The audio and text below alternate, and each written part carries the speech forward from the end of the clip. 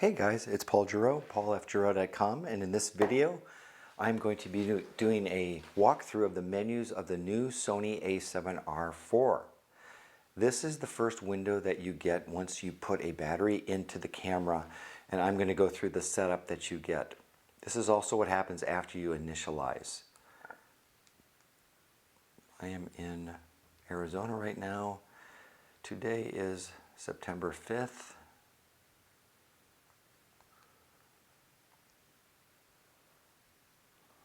And it is 8 p.m.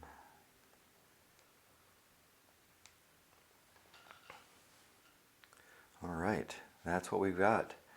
This is the defaults as we see them.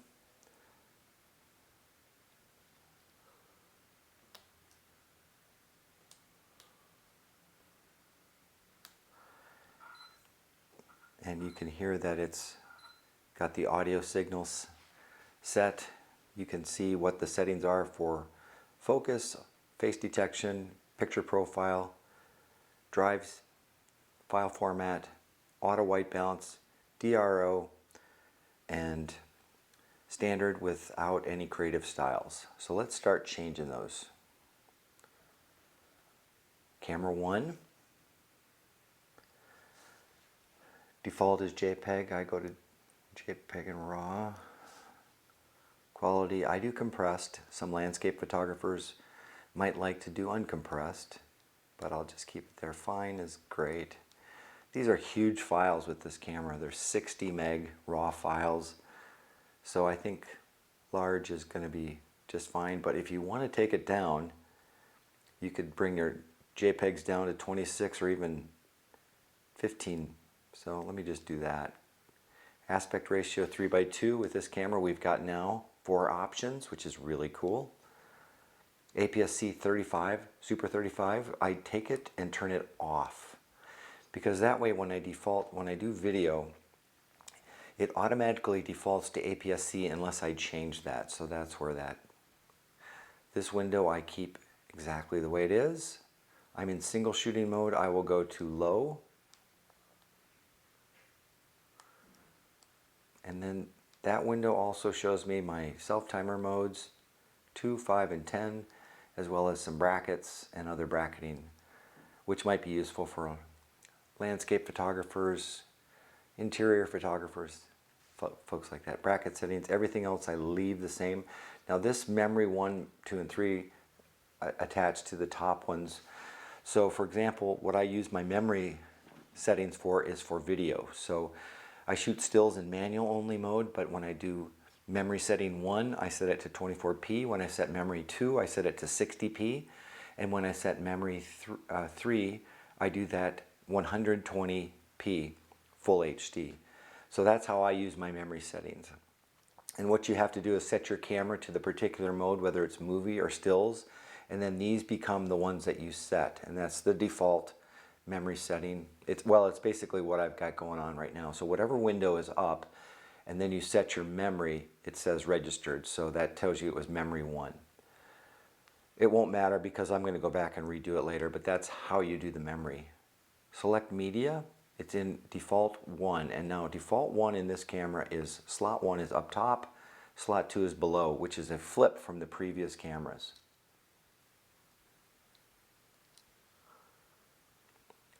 Focus mode automatic AF, which means that the camera selects whether it should be one shot or autofocus single or autofocus continuous. I will pick autofocus continuous, thank you very much. Priority set, I just leave those all the way they are. Focus area wide is great, but I tend to use zone, expand flexible spot, and I sometimes use tracking, expand flexible spot. And you can play with the settings, whether it's wide, zone, center, flexible spots. There's a lot of things that you can do with these zone settings, focus area settings. I like to use the expand flexible spot, and then I move, oh darn it.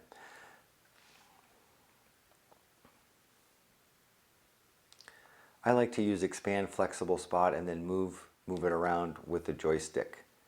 And then I also get face detection and eye autofocus with this camera, which is really cool. Focus settings, just leave those the way they are. Switch vertical, horizontal autofocus area, and it's off. I will switch it to autofocus point and AF area. Autofocus illuminator is the front red light. I turn that off because you don't want to be using that if you're in a situation where you could be kicked out like a sporting event. But it's also, I just find it's a really harsh look. Face eye autofocus set. Face priority is set for human. I want to show the frame display, so I go there. And if I want to show animal display, those are on. So here's the switch if you want to do humans or animals, and I keep this on humans primarily. Leave all of those the same. The autofocus with shutter is something that I turn off typically. The only time I do that, keep it on, is when I'm shooting an A9. I sometimes will do it with the A9, but in my football Hail Mary camera, that is to say the camera that's on my side that I reach for when a play happens in my lap, I will reach up and have the autofocus go with the shutter, so I'll keep that on, but normally I'll turn it to the off position. Pre-F is off. Oh, focus frame color, this is a new feature. I make it red. Everything else, I keep that. Circulation of focus points, I go to circulate, which means it can go around and loop around and come back. Phase detect area, I want to show that. I'll go back and do that.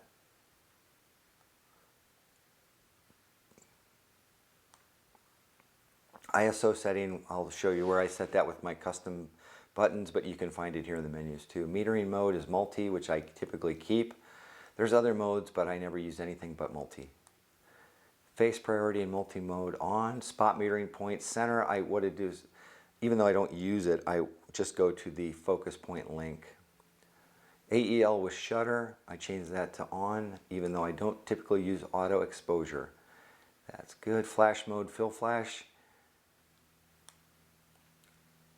Flash comp, I just leave that the way it is. Wireless flash is off default-wise, but if you do put a Profoto remote or a Sony remote in there, you have to put it on, so I'll just keep it on. White balance auto, and you can change that in different menus. I never dive for it in here. Priority set and auto white balance. There's 3 settings: standard, ambient. Oh darn it. Priority set and auto white balance, ambience, auto balance white, standard. I typically use that in standard. DRO on, dynamic range optimizer. It basically kind of puts some detail in the shadows, keeps the highlights from going too over. Creative style, I keep it standard. Picture effect off. That can do some things that are kind of cool, like monotone blacks, but you don't get raw files. So, or a very, very cool black and white, but you don't get raw files. So I typically don't use that. Picture profile off, but you can change those to various picture profiles, which are very handy, especially if you're shooting video. Okay, whoops, get that back. Shutter auto white balance lock. I will put that on continuous shooting. That's a new feature where you can kind of hold down the auto white balance so it doesn't fluctuate from frame to frame. I haven't tried it yet, so I have to know. This is where I'll put it now for the time being. I might change it to the other one, but which is shut halfway down, which might be better if you're a one AFS shooter, but I shoot continuously. Window 14, camera 1. I leave all of those off. Peaking settings are displayed as off, but if you turn them on, you can change your colors: high, level, low, mid. Peaking color white, blue, yellow, red. There's a new color there. I think it's blue, pretty sure. I just leave those the way that I don't typically use focus peaking. It's more videographers who would. Anti-flicker. This is a very helpful feature if you get into a situation where the lights are pulsing at a strange rate and causing a real strange look on your photos.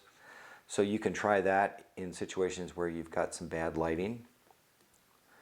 Face registration is a cool feature, one that I've never used, but it allows you to tell the camera who's your first priority to focus on. Very cool, might be useful for a wedding photographer. Movie 2, window 1. File format default is XAVCS. That's at least the format you want to be in, but I recommend doing 4K, 24, 100 for speaking, and then I would do XAVCS HD with 60p or 120p, 100. I always try to go to the highest bit rate as possible. So let's just go back to XAVCS 4K 2400. Slow and quick is a setting that allows you to do either time-lapse or QuickTime movies in the camera. It's nice because they're processing, but they do kind of compromise the bit rate. So this is a setting for slow. So since I'm 24p, I would do that, 120 frames per second. So that means it's 5 times slower than normal. And it's 12 megabits per second. In the faster ones where you're going to be doing, quick time lapses, notice you get 50 megabits per second, so it's 12 times faster than normal. Proxy recordings can be very helpful if you are doing social media and you want to get a quick file that you can edit on your phone or your iPad and then upload to Instagram or something like that. So it gives you a little bit of flexibility. Window 2, these are all related to movie speed, so I just leave them where they're at, but you may want to play with them depending on how fast or how slow you want them to track and move focus, which it can be very different from video. But remember, Sony's a video and audio company who now makes still cameras, and I think they have a really good sense of how video cameras operate and how people like to adjust their speed. So I just leave it in the defaults for now. Audio level display on. All of these are in the default mode. Movie with shutter, I will turn that to the on mode, and we'll talk more about movie settings in a bit. Silent shooting, I like to use this, and sometimes I'll set up a quick key or a custom button for that, and we'll get to that point soon. All of those. Release without lens, I turn that to disable. Steady shot. Now I have a friend who dedicates the C1 button to turn steady shot off or on. I leave it on most of the time, but he's a landscape photographer who puts his camera on the tripod almost all the time when he's shooting landscapes. That is finder frame rate is the one I changed to high. Zebra settings, grid lines I don't like to put those too much. Exposure set guide gives you a little bit bigger. It gives you a little bit bigger letters, numbers when you're doing your adjustments. It could come in handy. Live view display, setting effects on. This is what you see. What you see is what you get in real time, and it's handy. It does not apply to when you use flash.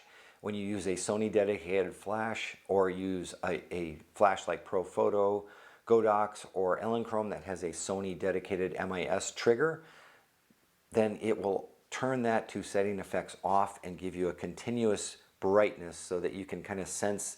It's like a de facto optical, but for an electronic viewfinder. Auto review, I keep that off, but if you want to have it pop up a photo after you see it, then you can set that, but I like to have it off.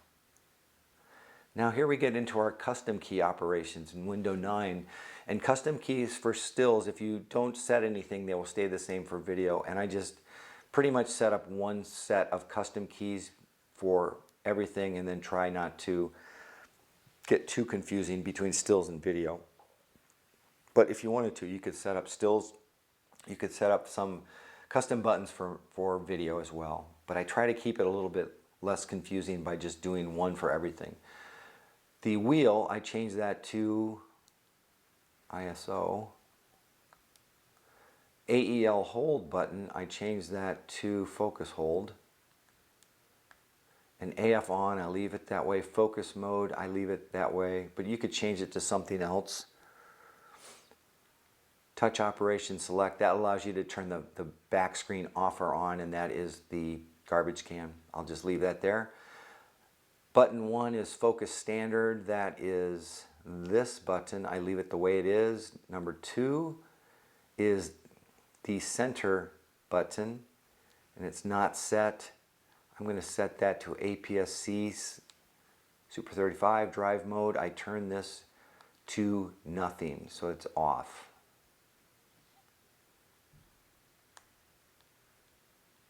because often it gets bumped when I'm carrying two cameras.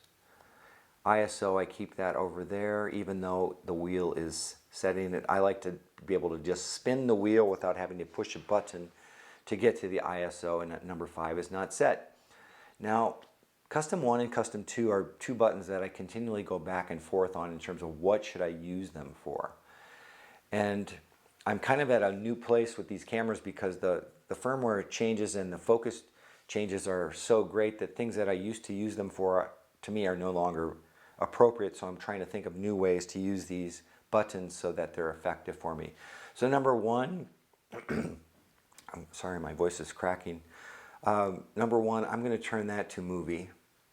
That means I have movie mode on the shutter and on the C1 and on that button when I am shooting movies. That's kind of cool. And number 2, I turn that to silent shooting,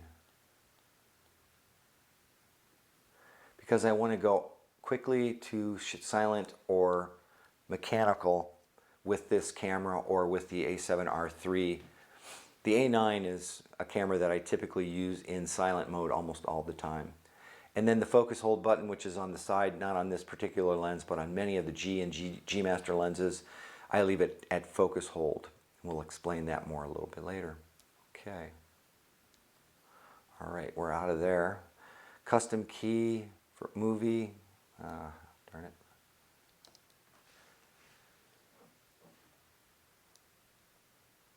Custom key for movie, I just keep that the same review. Number 1, I turn that to rating. So I just go,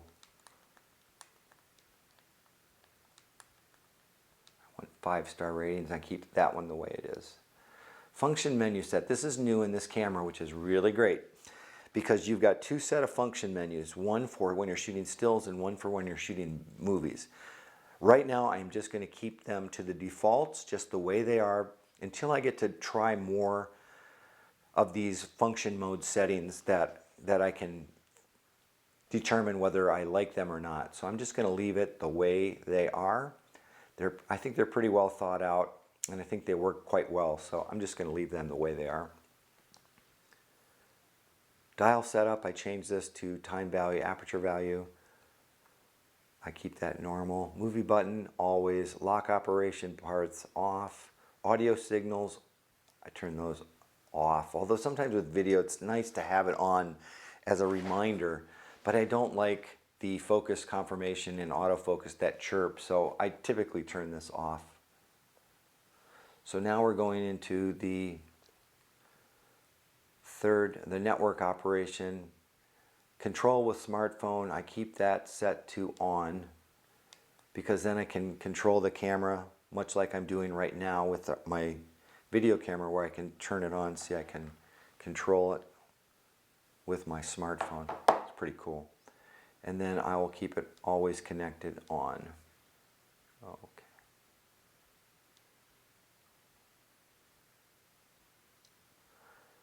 PC remote function. I've never used that. Airplane mode, this is handy if you're wanting to save battery power. Sometimes the airplane mode would consume more battery, or would, if you turn it on, it wouldn't, it would save batteries, but it's less of a concern with these W batteries. They're so much better. And all of those, I just leave the way that they are, except for this.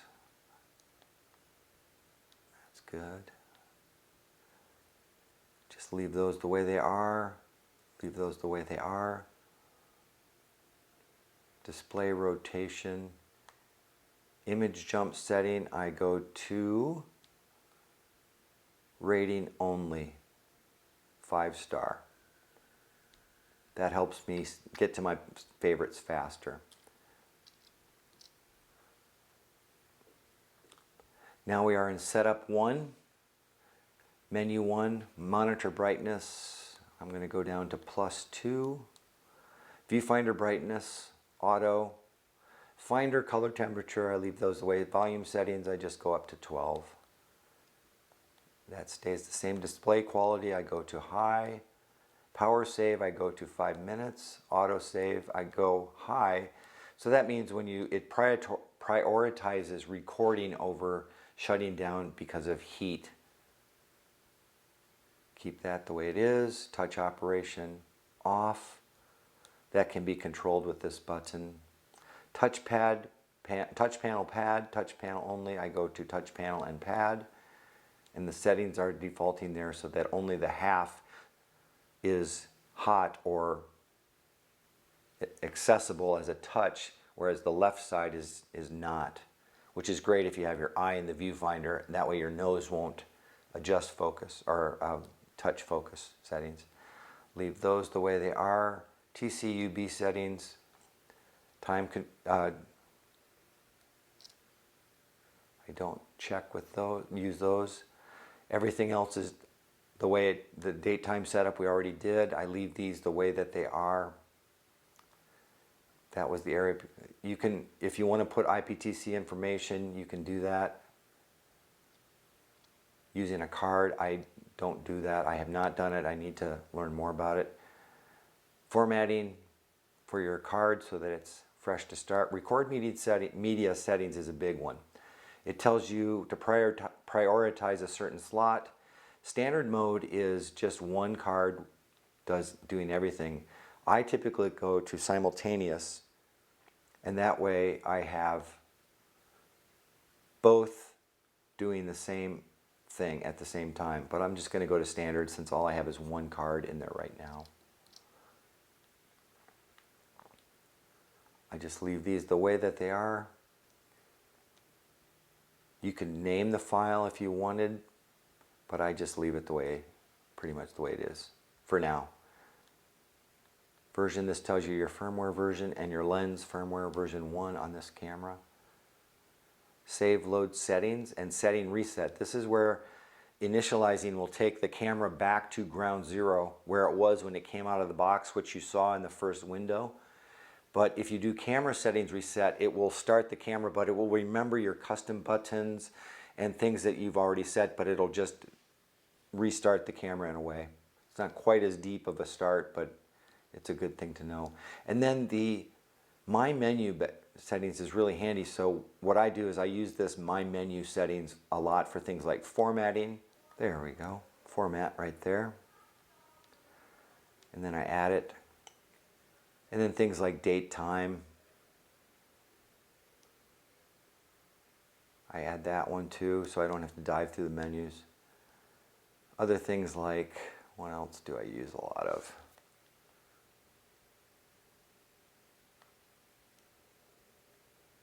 Record media settings, I use that one a lot. Things that I wouldn't put on a function button or can't be put on a function button, or I would not put on a custom button, but I will keep those in the star menu or the My Setup because I want to see them quickly. So there you go. That's my basic setups for the Sony a7R Mark IV. I hope you found this little video helpful. If you have any questions, please post them in the comments. If you like this content on this channel, please give it a thumbs up and consider subscribing. That would be great.